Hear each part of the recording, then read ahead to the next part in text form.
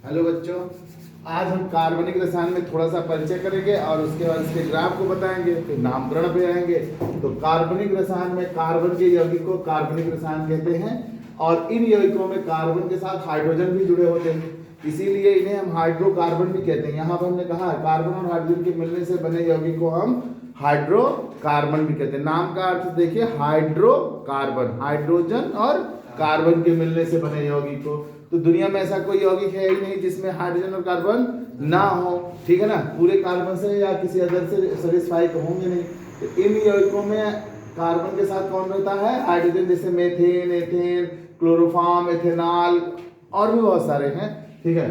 Carbon के यौगिकों में सभी बंध किससे जुड़े होते हैं? सहसंयोजी बंध से, साझा से, ठीक है ना। इसलिए इनके गलनांक क्वथनांक भी क्या होते हैं? कम होते हैं। अधिकतर कार्बन के यौगिक विद्युत के कुचालक होते हैं क्योंकि इनमें मुक्त इलेक्ट्रॉन नहीं पाए जाते हैं। लेकिन ग्रेफाइट है, जैसे कुछ और भी इनके अपवाद हैं जिनमें क्या होता है, मुक्त इलेक्ट्रॉन पाए जाते हैं, वो धारा के सुचालक हो जाते हैं। इसे अधिकतर कार्बनिक यौगिक किस में पाए जाते हैं? सजीवों में पाए जाते हैं, ठीक। पहले ऐसा कहा गया था, किसने कहा था? बर्जीलियस ने। सजीव कौन है? पादप और जंतु। तो बर्जीलियस के इस सिद्धांत को उस समय जैव शक्ति सिद्धांत के नाम से जाना गया था। किस सिद्धांत के नाम से जाना गया था? जैव शक्ति, जिसे हम वाइटल फोर्स थ्योरी भी कहते हैं।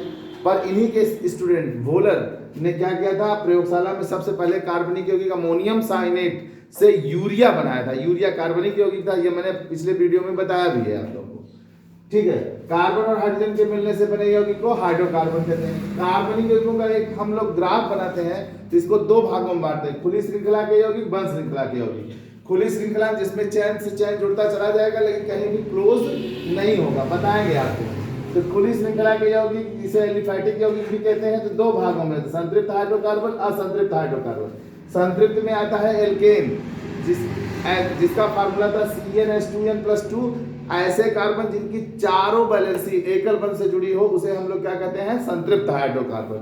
और असंतृप्त हाइड्रोकार्बन में एल्कीन और एल्काइन आता है। असंतृप्त में एल्कीन और एल्काइन में जो एल्कीन है वो CnH2n इस रूल को फॉलो करता है और दो कार्बनों के बीच में डबल बॉन्ड कहीं ना कहीं होना चाहिए। कार्बन की कितनी भी लंबी चेन हो, कम से कम एक बार अगर डबल बॉन्ड आए तो उस कार्बनिक यौगिक को हम लोग क्या कहते हैं? एल्कीन के अंतर्गत रखते हैं। एल्कीन परिवार का नाम है, ठीक है ना।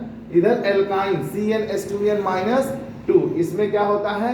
त्रिबंध होते हैं। तो कार्बन का कितना बड़ा भी चयन हो, लेकिन अगर कम से कम एक बार भी त्रिबंध है तो उसको किसके अंतर्गत रखा जाएगा?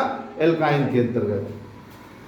बंध श्रृंखला के यौगिक में दो भाग हैं, एक एरोमेटिक यौगिक है, एक एलिसाइक्लिक यौगिक है। एरोमेटिक में दो भाग बनते हैं, ठीक। एरोमेटिक की क्या पहचान होती है? इसमें बेंजीन रिंग का होना मस्ट है, C6H6 फार्मूला चलता है, बताएंगे भी आपको जब समझाएंगे करके। समचक्रीय एरोमेटिक यौगिक, विषम चक्रीय एरोमेटिक, समचक्रीय के दो बेंजीनाइड, नॉन बेंजीनाइड, और एलिसाइक्लिक के दो समचक्रीय और विषम चक्रीय मिलते हैं। इस तरह से आज हमने थोड़ा सा एक इंट्रोडक्शन दिया, अब हम इसके बारे में थोड़ा डिटेल करेंगे, तब उसके बाद हम नामकरण में आपको बताएंगे क्रियात्मक समूह क्या होते हैं, फिर उनको कंपाउंड के फॉर्म में बताएंगे और तब आगे बढ़ते जाएंगे। धन्यवाद बच्चों, आज के वीडियो में बस इतना ही। आप लोग इसको रिवीजन जरूर करें। धन्यवाद।